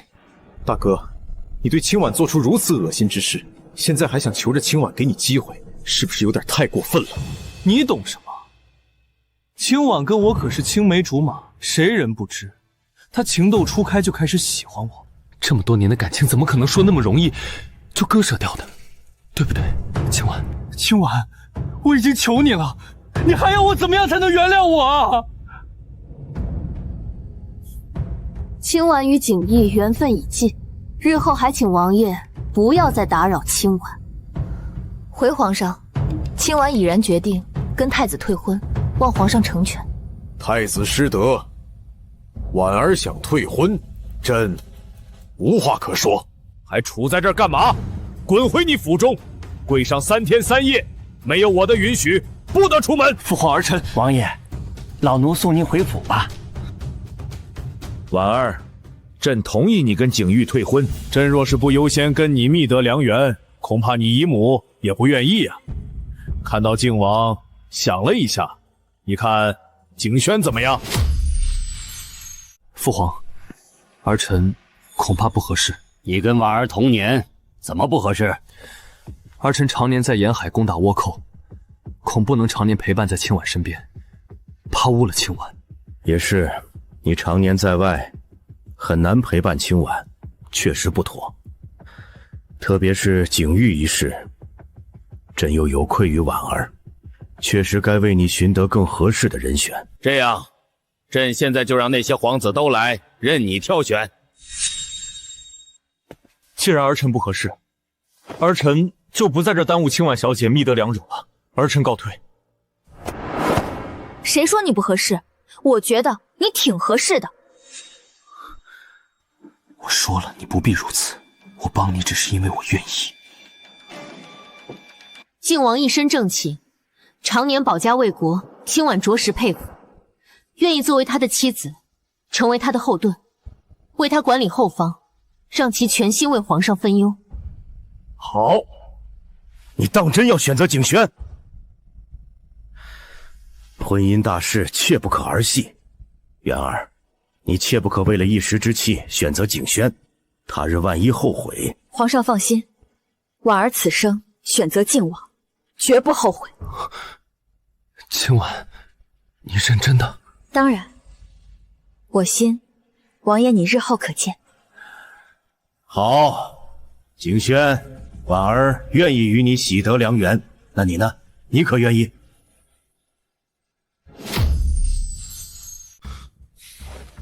景轩自然愿意。好，朕今日就将婉儿赐婚于你，谢父皇。谢皇上。皇上，倭寇事宜繁琐，靖王他日就会回营，婉儿恐有变数，想请求皇上安排我们3日之内完婚。没必要那么着急吧？婉儿怕夜长梦多，靖王难道不怕吗？清婉，你没必要这样，我都说了，帮你是自愿的。还望皇上成全。成全？朕当然想让你们早日完婚了。景轩，婉儿一个女孩家都已经主动提出了，你就不要再推诿了。是，儿臣自然乐意。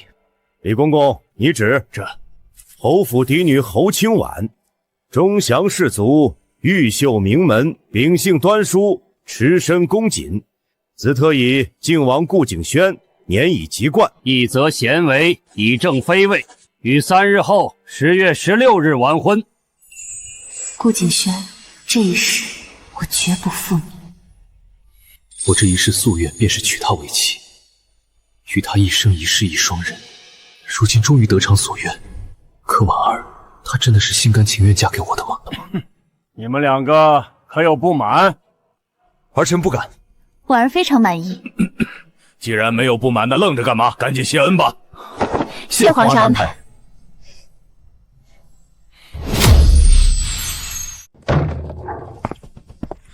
王爷，玉瑶小姐到，你出去守着吧。是。太子。太子，因为你，我已经不是太子了。太子，发生什么事了？根本就不是什么穿越之人，是不是？我是。你就是倭寇派来的奸细，是不是？不是。不是？你说那把枪，这个世界根本没有，那为何倭寇那儿也有？不可能，太子，你先放开我。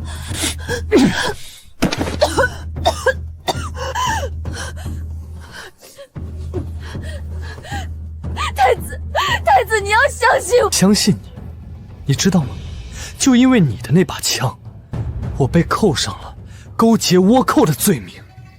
幸亏我是太子，否则我早就诛族了。太子若不信我是穿越之人，为何没把我供出来？太子若不相信我，玉瑶根本就不会站在太子屋里了，难道不是吗？是，我愿意相信你一次。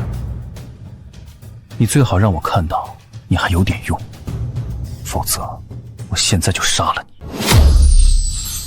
是，我愿意相信你一次。你最好让我看到你还有点用，否则我现在就杀了你。我说了会助太子君临天下，就一定能做到。太子只管信我就行。别说助我君临天下，如今我身陷困境，有本事就先让我走出困境再说。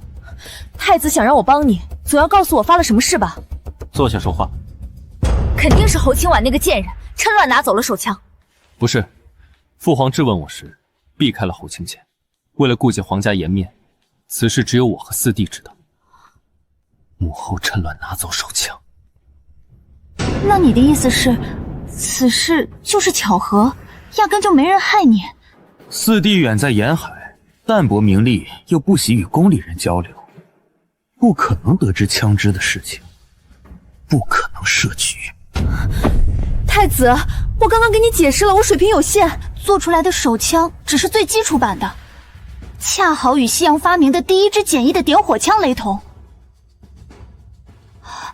点火枪发明的这一年，没错，就是今年。太子，你的机会来了。太子，你的机会来了。机会？什么机会？如今可是庆帝在位的第6个年头。没错，今年是父皇在位第6年，有什么问题吗？历史上有记载，庆帝第6载，东南沿海倭寇联合北方蒙古势力突袭皇朝，皇朝惨败，一蹶不振。胡言乱语！我朝国力昌盛，就算受到那些小势力突袭，也不至于一蹶不振。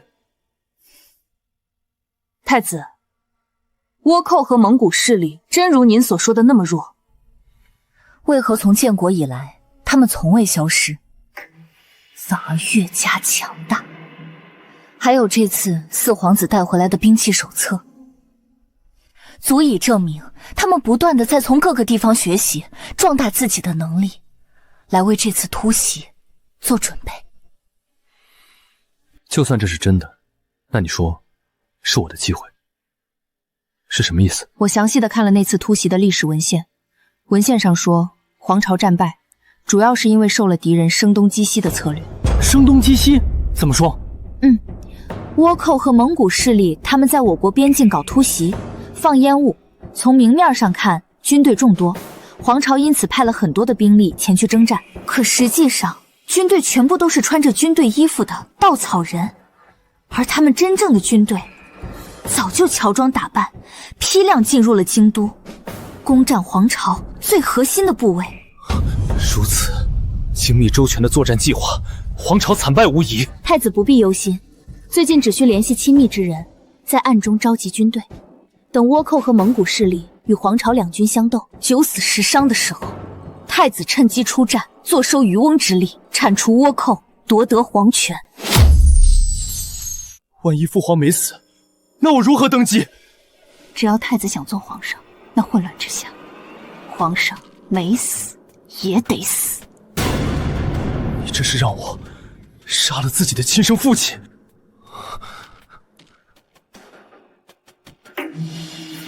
那要看太子是想当天子，还是想当孝子了。不愧是穿越之，你这种知悉未来的本事，本王甚是喜欢。太子喜欢，玉瑶甚是欢喜。本王上次还没尽兴，这次可要好好享受享受了。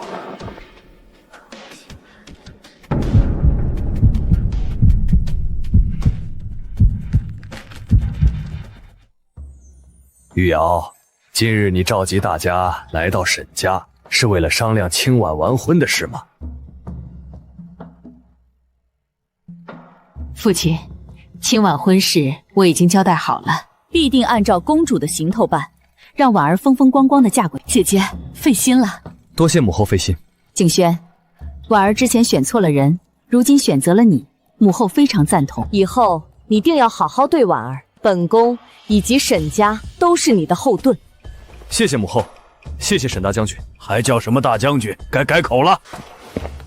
景轩，谢谢祖父。赶紧入座吧。玉瑶，既然不是商量婉儿的婚事，难道还有其他重要的事？没错，婉儿，景玉的贴身侍卫飞鹰来找我了。婉儿，太子的贴身侍卫飞鹰来找我了。什么？他见到侯玉瑶了吗？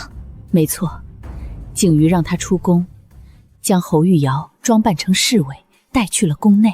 那他听到侯玉瑶和顾景玉说了什么吗？说了非常重要的事情。玉瑶、清婉，你们是在说什么？这是怎么回事？父亲，太子被废之后，清婉曾将找到过我。婉儿，后天你就要成婚了，嫁给景轩，你真心愿意？婉儿愿意，四皇子待婉儿好，婉儿嫁给景轩一定会幸福。是，本宫从小看着景轩长大，他的才情和能力绝对在景玉之上。只是你那时非要选择景玉，不过还好，兜兜转转还是景轩。本宫这回可就放心了。婉儿现在是尘埃落定，姨母放心。只是还有一事，景玉私藏武器，伙同倭寇一事，非同小可，不得不防啊。皇上废了他的权力，把他关在宫中，想做什么，应该也不易吧？他出不去，不代表别人进不来。姨母，你别忘了，那把武器可是在侯玉瑶屋内找到的，但太子却不提此事。你猜，太子为何这样？为了保侯玉瑶？没错，我想，侯玉瑶身上肯定是有太子需要的东西，所以我想，最近太子必定会想办法让侯玉瑶进宫。哼，你说的是，笑笑，此事好办。太子身边的贴身侍卫是本宫的人，长期隐藏在太子身边，如今也该派上用场了。婉儿就知道，姨母不会放任太子，定会在其身边安插自己的人。如今看来，姨母果然明智。这皇朝是我沈家上战士流的血铸成的，倘若景玉有心破坏，我定不饶他。什么？太子不是因为做了伤风败俗之事才被废除的吗？怎么会？一个伤风败俗之事不足以废除太子，但若是跟倭寇扯上关系，就不一样了。这事儿，景轩应该更清楚。没错，儿臣在现场。父皇确实因为大哥疑似跟倭寇有勾结，才被罢免了。这小子都已经成为了太子，他还不知足，竟然做出如此叛国之事！哼，他何止做了此事啊！飞鹰，属下见过皇后娘娘，见过老将军，见过靖王。飞鹰，那日景瑜和侯玉瑶讲过的话，你来复述一遍。玉瑶小姐进来，说不久之后，倭寇和北方蒙古势力将对皇朝进行偷袭。玉王爷和玉瑶小姐的谈话内容，属下讲述完了。侯玉瑶如此教唆大哥，莫不是倭寇安排的卧底？此事确实有很多蹊跷之处。侯玉瑶的身份到底是什么？她的话到底能不能信？我们都确定不了。我能确定，侯玉瑶就是穿越之女，她的话确实是真的。此事非同小可，婉儿为何如此确定？因为上一世侯玉瑶借助穿越女优时害我惨死，如今的我是重生一世的侯清婉。因为上一世侯玉瑶借助穿越女优时害我惨死，如今的我是重生一世的侯清婉。重生一世的婉儿，怪不得如今的婉儿像是换了一个人。母亲，婉儿其实已经死过一次，是侯玉瑶联合顾景玉还有我的亲生父亲侯正廷害我惨死。你父亲怎会害你惨死？你在说什么？我的父亲不仅害死了我，还有你。那碗曼陀罗花是一种慢性毒药，长期喝是会死人的。上一世他们哄你日日喝下，将你害死，这是侯玉瑶在我惨死之前亲口所说。什么？你父亲怎会如此薄情？他本就是薄情之人，只是碍于沈家的势力，才甘于委身这么多年。在得知侯玉瑶能帮助他脱离沈家，成就他的大业，夫妻之情、父女之情，他都能抛到脑后。本宫早就对侯正廷不满，觉得他过于偏袒侯玉瑶，对婉儿不管不顾。谁知他竟然为了自己的利益加害于你，真是可恶！清婉，你受苦了，都怪为娘不识人心，害了你啊！你本生性单纯，不善算计，可是我应该早就看出来的，都怪我。母亲，姨母，婉儿不苦。婉儿谢谢上一世给的教训，这一世才得以觉悟，有了你们现在看到的婉儿。世界之大，无奇不有。上一世，他借助穿越之女身份害你惨死；这一世，你便借助重生之身，让他们血债血偿。婉儿，你放心，祖父我就算拼尽所有，也给你把这仇给报了。侯玉瑶，上一世被你害得惨死之后，我幸得重生，如此这一世才能踩着你的路，让你无路可走。等着吧，这便是你的宿命。